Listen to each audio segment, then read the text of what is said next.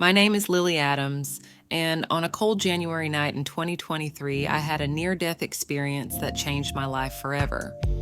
I never imagined I would share this story, but what I saw and what Jesus showed me is too important to keep to myself. If you are a parent, grandparent, or young person, please listen carefully. This is a warning for all generations. I didn't believe in any of this before that night. I wasn't particularly religious and didn't think much about God or the afterlife. But now, I've created this message to warn as many people as I can. Please, if you resonate with this vision or want to share your thoughts, comment below. Here's what happened. It was a regular Friday night. I was lying on the couch in my living room, endlessly scrolling through my phone. TikTok, Instagram, YouTube. I was trapped in an endless cycle of meaningless content. My parents had gone to bed, my younger siblings were asleep, and it was just me and the glow of my screen. Hours slipped by without me realizing. I felt a strange dizziness come over me, like the room was spinning. I thought maybe I was dehydrated or staring at my phone for too long. I told myself I'd get up and grab some water, but before I could move, everything went black. Everything went black. When I opened my eyes, I wasn't in my living room anymore. I was floating above my body, looking down at myself, slumped over on the couch, phone still glowing in my hand. Panic filled me. Was I dead? What was happening? I tried to cry out, but no sound came. Then a blinding light filled the room, cutting through the darkness. I turned to look, and there he was, Jesus. His presence wasn't just light, it was love, authority, and peace all at once. I couldn't move, but I wanted to fall to my knees. "Come," he said, extending his hand. His voice was calm, but carried a weight I couldn't ignore. Without hesitation, I reached for his hand. The moment I touched it, everything around me disappeared. We were suddenly standing in what felt like a void. It wasn't empty, though.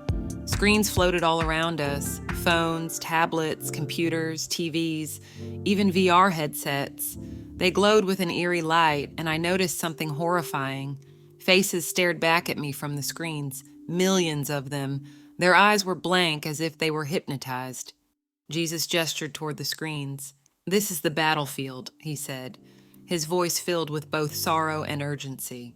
"The enemy has made this his primary weapon against your generation." I was confused. "But how?" I asked. "It's just technology. It's just entertainment." "It started that way," he replied, sadness in his eyes. "But what you see as harmless is far from it. Technology was meant to be a tool, but it has become a trap. The enemy uses these screens to enslave hearts, minds, and souls." As I looked closer, I saw chains extending from the screens. The chains wrapped around people's wrists, necks, and hearts. Each chain had a word written on it: comparison, anxiety, lust, distraction, pride, envy. My stomach turned as I realized how tightly some people were bound. "They don't even know they're chained," I whispered. "That is the enemy's greatest trick," Jesus said, "to enslave them without their knowledge." The screens began to glow red and flames flickered at the edges. Suddenly, I saw a dark symbol appear on every device. It wasn't just on the screens. It started to appear on people's foreheads and hands, as if being burned into their skin. "What is that?" I asked, my voice trembling. "It is not yet the mark of the beast," Jesus said, "but it is conditioning them to accept it. The enemy is preparing their hearts to worship him instead of me. They are being trained to value convenience, approval, and instant gratification above all else. When the time comes, they will accept the mark without question." The scene shifted, and I found myself in what looked like a massive battlefield. But it wasn't physical, it was spiritual. Families stood on opposite sides, shouting at each other. Parents blamed their children for being lazy and addicted to technology. Children blamed their parents for not understanding or for creating the very problems they faced. The enemy stood in the shadows, laughing as he sowed division. "They are supposed to be united," Jesus said, his voice heavy with sorrow, "but the enemy has turned them against each other." "How can they fight back?" I asked. "They must pray," he said. "They must teach my word and set an example by putting me above all else. Many of them have been lulled to sleep by the same devices." I looked and saw older generations glued to their screens, scrolling through news and playing games while their children wandered into darkness. The next thing I saw was a church service. The sanctuary was filled with people, but most weren't paying attention. Some were scrolling on their phones, others were taking selfies during the sermon. "This is my house," Jesus said, his voice trembling with anger and sorrow. "But it has become a marketplace for distractions. My people no longer seek me with their whole hearts." Desperate, I turned to Jesus. "What can I do?" I asked. "I'm just a teenager." "You are more than you think," he said, placing his hand on my shoulder. "You are my messenger. I have chosen you to warn them, not just your generation, but all generations." "But they won't listen," I said, tears streaming down my face. "They'll think I'm crazy." "They rejected me too," he said gently. "But some will hear. Speak boldly. Warn them that the time is short." In an instant, I was back in my living room. My heart was pounding, and tears streamed down my face. My phone felt heavy and cold in my hand.